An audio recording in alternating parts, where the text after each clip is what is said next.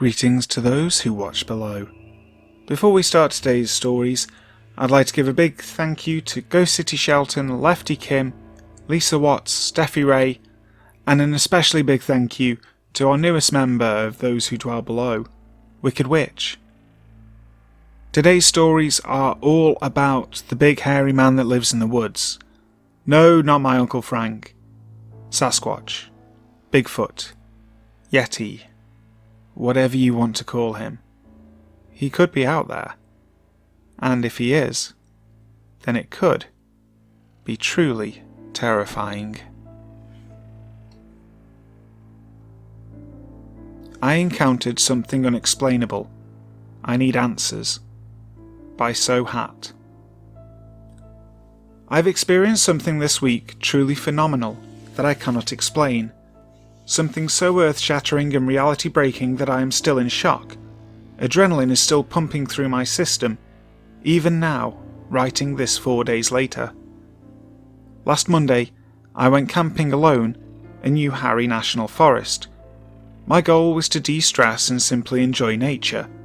I brought along a knife, some MREs, which are packs of freeze-dried food essentially, and a tarp and rope to construct a shelter. I arrived at the campground around 2. I begin my hike. It's deathly quiet. The only wildlife I encounter is 2 deer at the beginning of the trail. They squeal and run away. As I'm hiking, I notice a large amount of quartz deposits strewn around, enough to raise an eyebrow. I reach a valley clearing about a mile in, between 2 streams. I constructed my shelter in the centre. Old campfires littered about told me this place must be a good place to camp. After finishing my tarp tent, I begin to walk around exploring the area.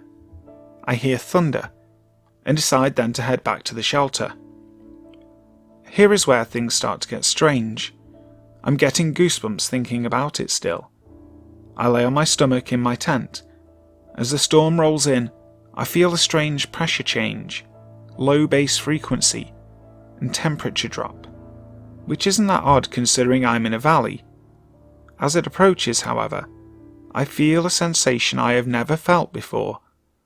I can feel the storm above me in a way I can't fully describe. The best I can do to detail this feeling is that my consciousness was aware and expanded enough to feel this mass above me.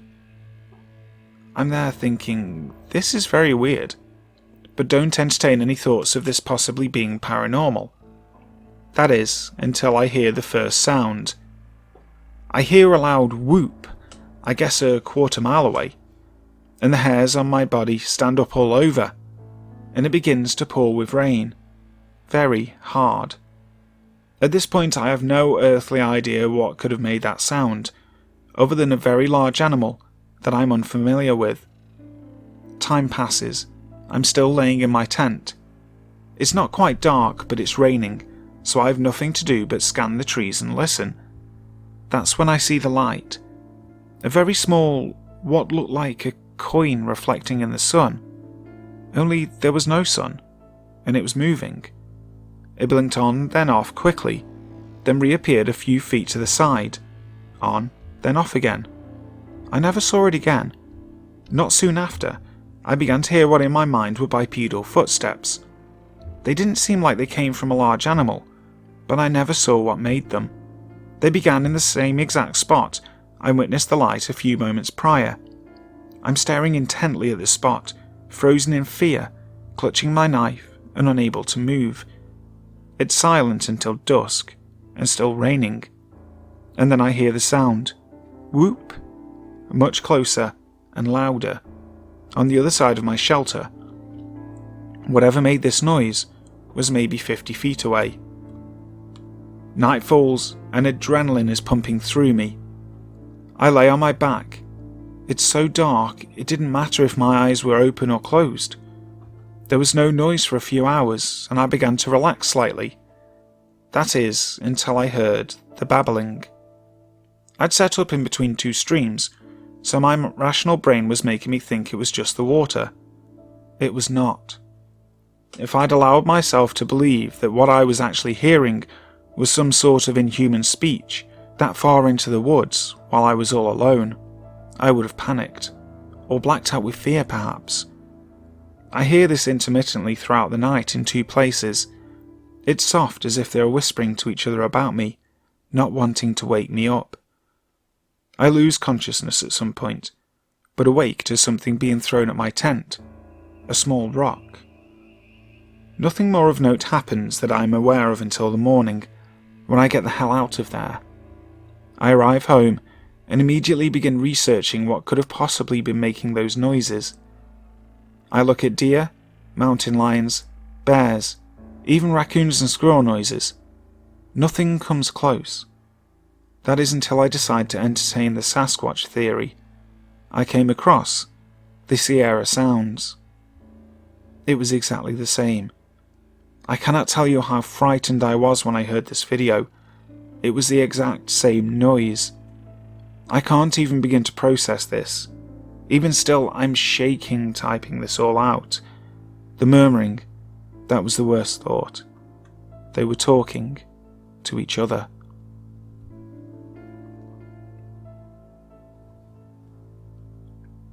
A Stranger in the Night by Nightroamer.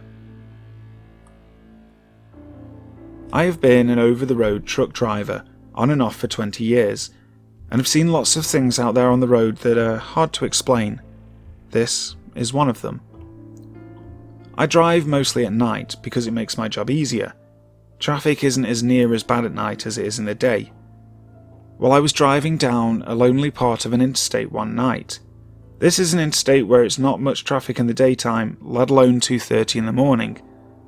Anyhow, I was running down the interstate, and I caught some movement on the side, right next to the wood line, and I was thinking maybe it was someone in need of help, so I slowed as I approached them.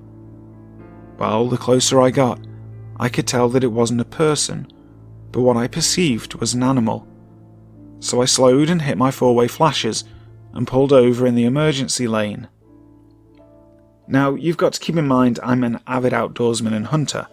I've killed deer, black bears, wild hogs, elk, and I've even seen moose, cougars and grizzlies.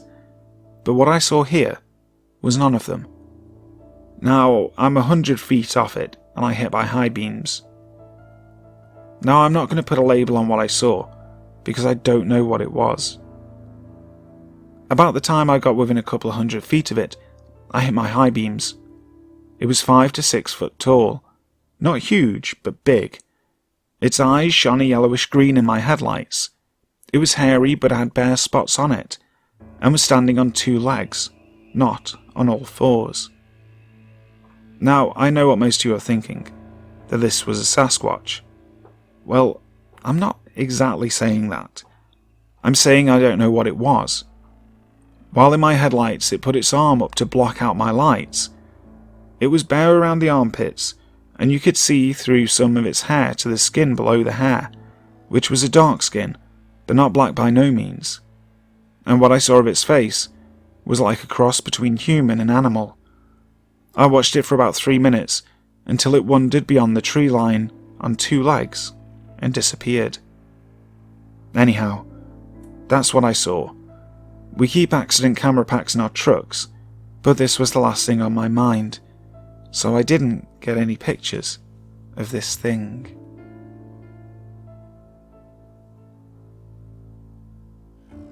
I thought Bigfoot had dark hair by T. Kane 5188. This happened somewhere around the mid-2000s when I was in middle school. I was staying at a friend's house for the night in the backwoods of Michigan. For privacy, we'll say his name is Jay. Immediately behind Jay's house was a few acres of woods that led to a lake. If you went straight back into the woods from his backyard, there was a path that went straight to the lake, which was intersected at 90 degrees by another path from halfway to the lake. It was probably a quarter mile from the backyard to the lake. If you went straight down the path from the backyard, then turned left at the intersection, the path was a downhill grade, followed by a flat portion, followed by an uphill grade, which eventually ran into a 2-lane country road, one of those 55-mile-per-hour ones that goes on for miles, with not so much as 1 or 2 houses. It was late in the afternoon, and the sun was just starting to set. We, being middle school boys, were running around the woods all afternoon playing with fake guns and stuff. Good times. Absolutely nothing leading up to this point was strange. No weird, eerie feelings, no odd, unidentified sounds. No paranoia or ghost stories prior to playing in the woods. Just two bros running around having a great time outside. Well, we were basically pretending we were army guys. At one point, Jay decided to run off saying something about flanking the enemy. He dashes off to my left. I start creeping through the woods, pretending to shoot down bad guys as I went. I found myself standing at the intersection described earlier. Straight forward was towards the lake. To the left was the path that went down, then back up to the road. I was standing looking diagonally between the two paths, when I heard some faint sound slightly off to my right, toward the lake. What I saw made my whole body tingle, in the worst possible way. About 50 feet, maybe more, maybe less, towards the lake, and just behind the tree, I see this face, and a shoulder and arm peeking around it. The most terrifying part was that it was probably 2 feet or more higher than you'd expect a human's head to be. Before I could properly observe the face, which was undoubtedly hairy, it snapped back behind the tree as if it realised I could see it. The colour of the figure I saw was light grey, like your average cement sidewalk. Because of that, I was unsure of what it was. My first couple of thoughts were sheer confusion and fear. Then, in my frozen state, I remembered that Jay was wearing a t-shirt, almost exactly that shade of grey. I tried whisper shouting his name towards the now hidden figure. I called out maybe 2 or 3 times, when, about 50 feet behind me and to my left, down the path leading towards the road, Jay emerged from the thicker trees. This was in the complete opposite direction from the figure I saw, and there's no way he could have snuck around me in that short period of time. To further drive home the point, it was fall, and the ground was covered in layers of dry, dead, deciduous leaves. The crunch from the leaves was very distinct, and you couldn't avoid it. Anyway, Jay had heard me call out, and from just down the slight decline. He looked up and asked what was going on. I pointed off into the trees where I had seen the figure and said at normal volume, "I saw something over there." As soon as I finished that sentence, I mean the very second, whatever I had seen started stomping off towards the road, parallel to the path we were on, but probably 50 to 100 feet deeper in the woods. The woods which were too thick to see anything in that distance. For some godforsaken reason, we tried to run after it. Jay and I were athletic as 6th or 7th graders could be. We played tons of sports and were fast kids. We were hauling ass down the path parallel to the beast, but as fast as we could sprint, it was absolutely smoking us. The road, if I remember correctly, was a solid quarter-mile from the intersection of the two paths. We had maybe just finished running down the downhill portion when this monster was already to the road, and believe it or not, we could tell where it was from the crunching leaves, and you could hear its massive footsteps clear as day, even while running. When we realised it was getting to the road, we also realised a car was coming. I shit you not, as soon as the crunching leaves stopped and the thing stepped out onto the road, the car slammed on its brakes and pounded on the horn. Its tyres screeched for a solid 3 to 4 seconds at least. When the car finally stopped, we heard the leaves start crunching on the other side of the road, and then the car slammed on the gas, peeled out again, and took off like a bat out of hell. Keep in mind, we could only hear all this. We didn't see the car. So there's no way we could ever track the person down to ask what they saw. But I wouldn't be surprised if their story is out there on the internet somewhere, about the time they almost turned Bigfoot into roadkill. Anyway, we finally made it back to the road and crossed to the other side.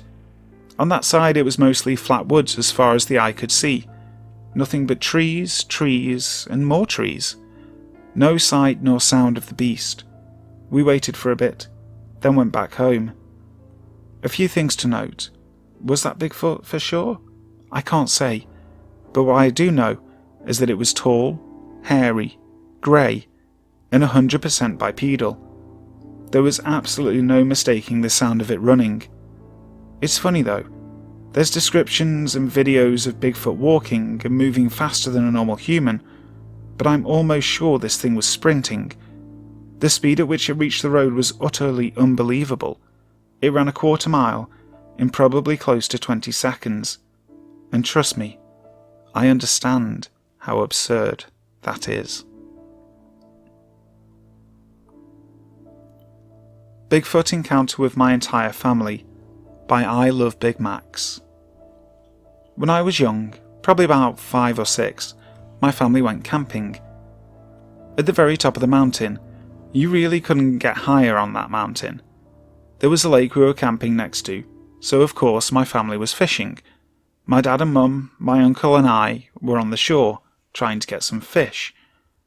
Across the shore on the other side of the small lake, my dad had noticed a huge brown or black humanoid figure, just standing still and facing us. It had to have been 8 feet tall, maybe even taller since it was so far away. So, like any human would, my dad tried yelling at it, since he thought it was a prank of some sorts. I don't remember what my dad said, but I remember the sound the creature made back. It wasn't anything we understood, just a kind of unintelligible screeching.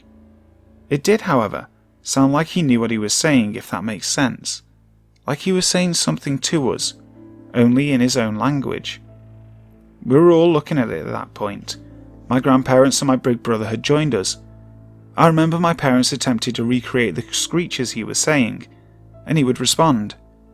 This went on for a couple of minutes. Then the creature took off, and I mean took off. Mind you, the entire time he was on 2 feet, much like a human. He turned and started running towards the forest, and was out of sight in seconds. He had to have been running like 25 to 30 miles per hour. My brother, grandpa and dog tried chasing it, and went to where we had seen him, at the direction he left in. They did find a huge lump of black hair that was stuck in a barbed wire fence, though I'm not certain if it was really from the creature. I can't tell you why we didn't leave. We spent the night still, in tents. It was very windy, and I don't think anyone actually slept. Hi guys, thank you ever so much for listening to today's video. I really hope you enjoyed it. Bigfoot's not been a subject that I've ever covered before, so it was nice to break some new ground.